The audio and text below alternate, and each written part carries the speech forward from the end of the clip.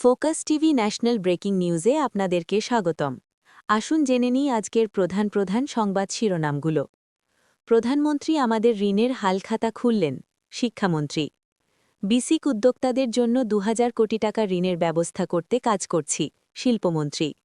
প্রধান আসামি সাবেক যুবদল নেতা মঈনসহ ৩ জন ৩ দিনের রিমান্ডে। ৬৮,০০০ টন ডিজেল নিয়ে রাতে আসছে আরও ২ জাহাজ। মাদক ও মানব পাচার নির্মূলে শিগগিরই বিশেষ অভিযান শুরু হবে। স্বরাষ্ট্রমন্ত্রী।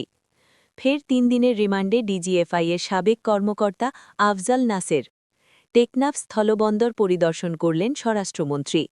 কৃষক ভালো থাকলে সমগ্র বাংলাদেশের মানুষ ভালো থাকবে। প্রধানমন্ত্রী। ২৫ বছরেও নিষ্পত্তি হয়নি রমনা বটমূলে বোমা হামলা মামলা।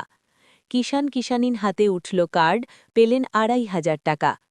এগুলোই ছিল আজকের সর্বশেষ সংবাদ শিরোনাম। আমাদের পরবর্তী সংবাদ দেখার জন্য ফোকাস টিভির সাথে থাকুন। ধন্যবাদ।